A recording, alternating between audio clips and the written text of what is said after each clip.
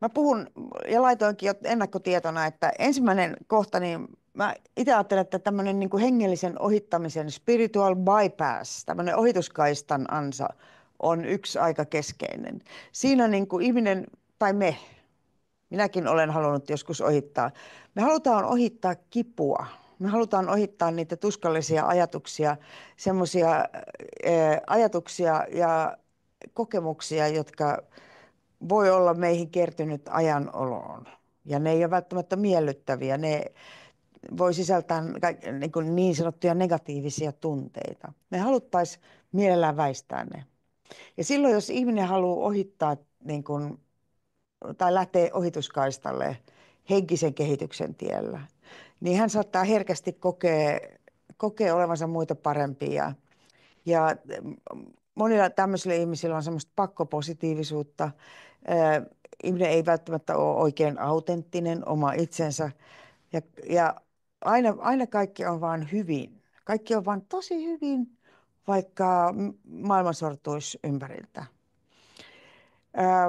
Jokainen meistä saattaa henkisissä piireissä tietää tällaisia ihmisiä, mutta myöhemmin palaan siihen, miksi ei kannata lähteä kauheasti pörhistelemään, että tässä ollaan jotenkin parempia.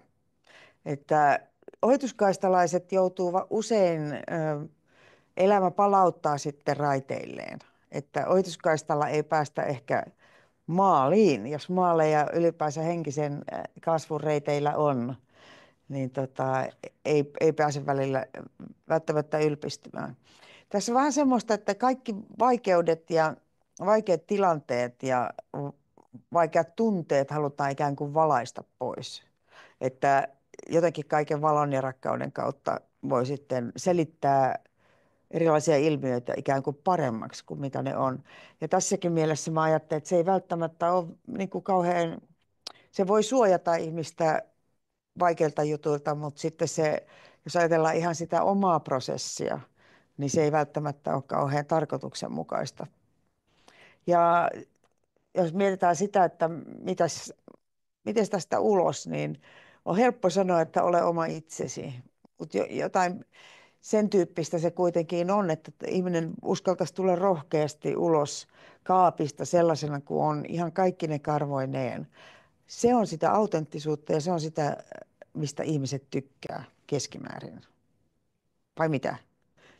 Tykkäätkö sinä semmoisesta ihmisestä, joka selkeästi tuntuu näyttelevän sitä roolia?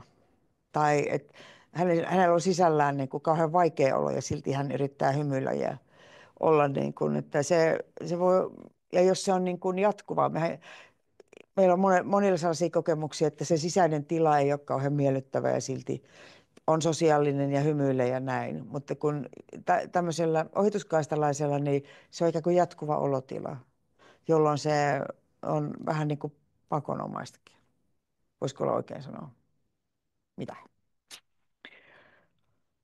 Okei, sitten on toinen tällainen egoiluhomma voi olla tämmöinen, mä siihen viittasinkin tuossa, tämmöinen ylemmyyden ansa. Että kun ollaan vähän jo havaittu ja havainnoitu asioita eri lailla, ollaan tajuttu, että olen henkinen olento ja meditaatiolla saavutettu jotain ja sitten alkaa ilo palata elämään ja löytyy kavereita ja kaikkea, niin sitä voi kuvitella, että nyt kun mä oon käynyt nämä kurssit ja tässä on nyt, elämä menee niin kuin hienosti ja mulla on oivalluksia täynnä tämä reitti, niin sitten tulee semmoinen egolle semmoinen pikkuinen pörhistelyn paikka, että olen parempi kuin tuo toinen. Tuo on selkeästi kärsimyksessään aikaisemmassa vaiheessa.